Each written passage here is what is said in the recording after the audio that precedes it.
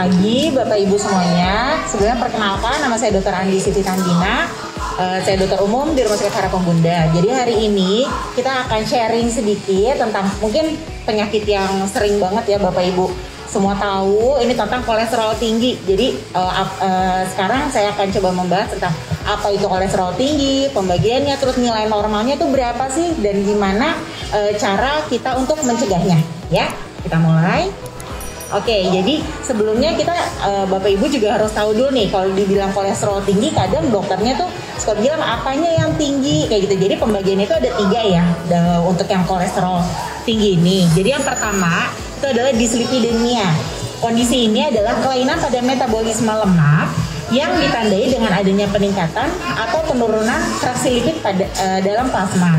Lalu hiperkolesterolemia adalah peningkatan kadar kolesterol, yaitu kolesterol total dan LDL dengan atau tanpa peningkatan kadar trigliserida dan tanpa penurunan kadar HDL. Lalu hipertrigliseridemia, yaitu peningkatan kadar trigliserida dalam darah. Nah, kita tahu berapa sih kadar nilai normalnya ya. Jadi masing-masing ini ada kadar nilai normal nih. Jadi kalau Bapak Ibu semuanya ada yang diperiksa lemak dalam darah, biasanya yang diperiksa ada 4 tuh. Kolesterol total, LDL, HDL, sama trigliserida atau TG ya kita sebutnya. Jadi kadar normalnya itu yang optimal memang kolesterol total di bawah 200 ya. Lalu yang kita ingin capai biasanya 200 sampai 239. Nah, yang kategori tinggi adalah lebih sama dengan 240. Untuk LDL ini yang kalau Bapak Ibu tahu yang lemak jahat ya, itu LDL optimal itu di bawah 100. Untuk yang tinggi itu ya sekitar 160 sampai 189. Jadi kalau bisa sih di bawah ini capaiannya. Lalu untuk yang HDL ini lemak baik. Jadi semakin tinggi itu semakin baik ya. Jadi untuk yang rendah itu dikurang dari 40, untuk yang tinggi itu lebih sama dengan 60. Untuk yang trigliserida, kadarnya ini yang optimal di bawah 150. Nah, yang tingginya ini 200 sampai 499. Yang sangat tinggi ini lebih sama dengan 500. Jadi kalau bisa Bapak Ibu semuanya mencapai yang dinilai optimal ini gitu ya. Oke.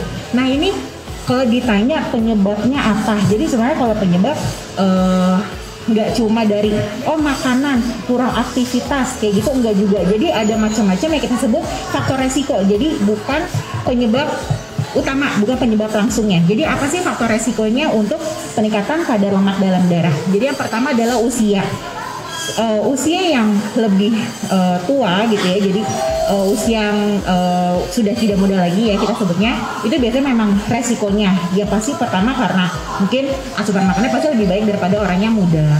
Terus aktivitas fisiknya juga pasti lebih berkurang dibandingkan usia yang lebih produktif, usia muda seperti itu. Lalu faktor genetik, jadi ada faktor keturunan di sini. Jadi kalau memang ada riwayat orang tuanya, ada riwayat kolesterol tinggi, ada kemungkinan untuk diturunkan juga, tapi tidak selalu ya gitu. Lalu jenis kelamin, ini ada faktor diet, maksudnya makanan yang dikonsumsi. Lalu aktivitas fisik pasti yang kurang aktivitas fisiknya pasti akan lebih beresiko untuk peningkatan kadar lemak dalam darahnya. Lalu obesitas atau kegemukan, faktor resiko merokok. Jadi kalau ada bapak, ibu misalnya keluarga gitu yang merokok, itu bisa merusak pembuluh darah. Jadi pembuluh darah itu yang harusnya mulus gitu ya, nanti ada kerusakan di dinding-dinding pembuluh darahnya, itu yang bisa nyebabin lemaknya bisa nempel di pembuluh darah kayak gitu. Lalu yang lain adalah penyakit metabolik, contohnya diabetes atau hipertensi gitu ya. Oke, nah ini komplikasinya apa? Kalau kita cuma bilang cuma lemak doang di dalam darah, nggak kenapa-kenapa, paling cuma pegel-pegel doang, biasa kayak gitu ya keluhannya. Nah enggak, jadi kolesterol tinggi itu bisa nyebabin komplikasi lain. Yang pertama adalah aterosklerotik. Ini adalah yang tadi kerusakan di pembuluh darah. Ya, jadi pembuluh darah di tubuh kita ini banyak banget pembuluh darah gitu ya, di jantung, di otak, di mata ya, semuanya ada pembuluh darah gitu. Jadi kalau terjadi kerusakan di pembuluh darah, otomatis kan misalnya kalau ke jantung bisa kena serangan jantung, ke otak bisa kena stroke gitu ya. Nah ini, jadi kalau ini pembuluh darah nih, ya ini darah yang bagian merah-merah ini. Nah ini yang lemak nih, yang kuning-kuning ini. Jadi ini yang nyebabin pembuluh darah kita jadi sempit. Itu yang nyebabin tuh aliran darahnya jadi terganggu. Itu yang bisa nyebabin serangan jantung, stroke kayak gitu ya. Jadi ini komplikasinya. dan pankreatitis akut. Pankreatitis itu peradangan pada organ pankreas ya. Nah, pengelolaannya seperti apa? Yang pertama pasti aktivitas fisik. Jadi dianjurkan sih aktivitas fisik yang bisa terukur. Disarankan 4-6 kali per minggu, dan kalau masa pandemi kayak gini ya disesuaikan aja gitu ya. Jadi nggak harus selalu 3 kali seminggu atau 2 kali seminggu juga sudah cukup ya. Lalu untuk yang merokok, kalau bisa berhenti merokok karena faktor resikonya, takutnya karena merokok itu merusak si pembuluh darahnya itu, jadi lemak-lemak bisa lebih mudah nempel di pembuluh darah. Nah, ini untuk mengukur berat badan. Jadi kan tadi salah satu faktor resikonya adalah obesitas, kegemukan. Nah, ini untuk mengukur berat badan yang ideal. Jadi kalau kita mengukurnya itu gimana yang ideal itu berat badan dalam kilogram dibagi tinggi badan kuadrat, berarti dalam meter. Jadi kalau misalnya tinggi badan 160 berarti menjadi meter 1,6. Jadi kalau misalnya berat badan 50 dibagi 1,6 kuadrat, seperti itu. Idealnya berapa? Idealnya adalah 18,5 sampai 24,9 gitu. Jadi kalau di bawah 18,5 kita sebutnya berat badan kurang. Untuk yang berat badan berlebih atau overweight itu di atas 25 sampai 30. Obesitas itu di atas 30 kayak gitu ya. Jadi nanti Bapak Ibu udah tahu rumusnya, nanti biar bisa dicek lagi nanti di rumah. Nah, ini untuk nutrisinya. Jadi yang dietnya itu ya, karena faktor resiko dari asupan makan yang kita makan. Jadi kalau bisa, cuman kalau Bapak Ibu tahu lemak jenuh tak jenuh gitu ya. Yang kita anjurkan memang yang lemak tak jenuh gitu.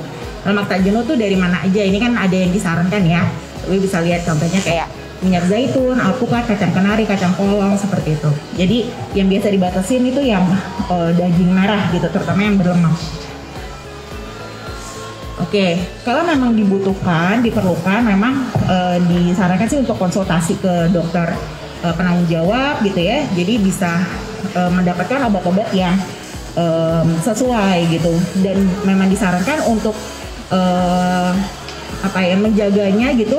Sarankan untuk melakukan medical check up. Medical check up ini dilakukan minimal 1 tahun sekali gitu. Jadi yang dilihat tuh semuanya fungsi hati, fungsi ginjal, lemak darah, seperti itu. Jadi biar bisa terkontrol. Misalnya, tahun lalu saya sempat tinggi, coba dicek lagi. Misalnya gaya hidupnya udah diperbarui, terus obat-obatan mungkin sudah dikonsumsi. Jadi biar bisa dilihat, sesuai nggak ya yang pola hidup yang sudah saya jalankan, seperti itu. Oke, mungkin sekian dari saya. Terima kasih. Kalau ada Bapak Ibu yang mau bertanya, saya persilakan. Terima kasih. Assalamualaikum warahmatullahi wabarakatuh. Jadi kan saudara, kalau kolesterol itu paling sering bilangnya sakit di pundak gitu ya. Sebenarnya kolesterol biasanya tidak bergejala ya. Gitu, maksud bukan bergejala. Benar, gak bergejala. Jadi kadang kalau kita bilang, saya nyeri di pundak, itu harus dipastiin dulu memang karena kolesterolnya atau karena memang cuma masalah di ototnya aja. Tapi kalau ditanya bisa nggak nyebabin gejala, bisa. Jadi jangan sampai bergejala. Kalau bergejala kan berarti udah kena organ kayak gitu kan. Jadi kalau bisa jangan sampai ada gejala, harus langsung dikontrol seperti itu. Biasanya sih nggak ada gejala. Biasanya kalau ada gejala berarti udah kena organ tuh, suatu organ gitu, dan itu yang harus dicari. Assalamualaikum warahmatullahi wabarakatuh. Waalaikumsalam. Dokter, saya pernah ngalamin gejala stroke gitu kan, sempat dirawat, terus dicek. Ternyata saya kena LDL. LDL saya tinggi sekitar 195 LDL saya.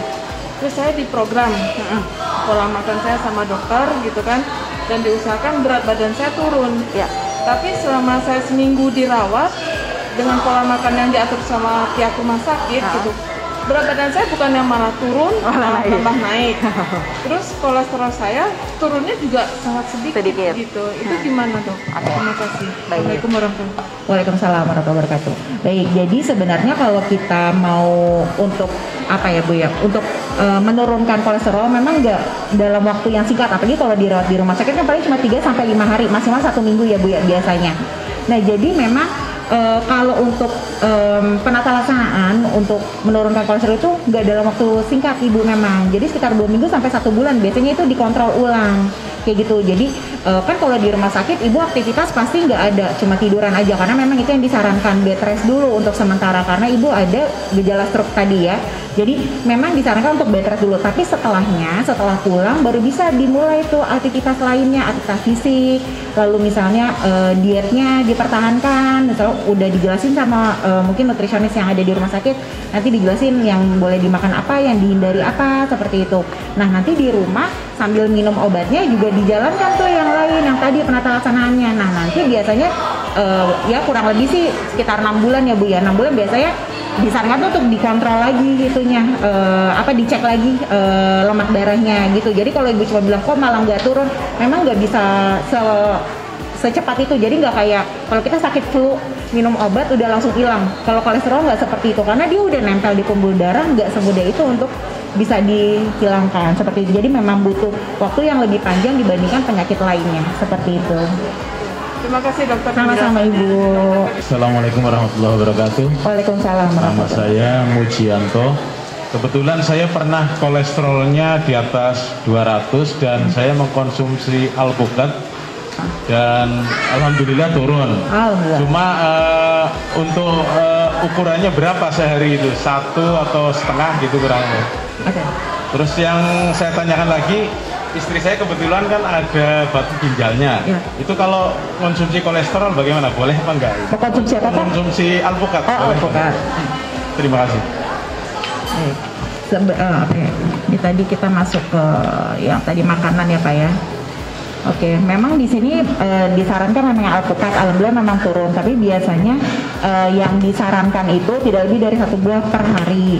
Kayak gitu ya Pak ya. Jadi kalau misalnya mau di jus boleh, tapi ya ditakar juga, gulanya juga jangan terlalu banyak. Jadi kalau untuk takaran per harinya biasanya sih 1 udah maksimal seperti itu ya Pak. Tapi nggak ada makanan yang lain lagi. Misalnya kalau udah alpukat aja, karena kan takutnya nanti ada gulanya juga bisa meningkat juga. Terus kalau untuk yang batu ginjal ya Pak ya. Kalau untuk batu ginjal saya kurang tahu ya Pak. Kalau untuk alpukat itu sendiri ya Pak ya, lebih baik sih ditanyakan ke ahli gizi atau dokter spesialis gizi yang lebih paham untuk apa makanan suatu makanan itu resikonya apa aja kayak gitu Pak untuk batu ginjal sendiri itu ya. Assalamualaikum warahmatullahi wabarakatuh. Waalaikumsalam. Nama saya Teresia. Dok mau tanya cara menormalkan lemak darah itu bagaimana ya? Menormalkan? Ya, terima kasih. Ya. Baik.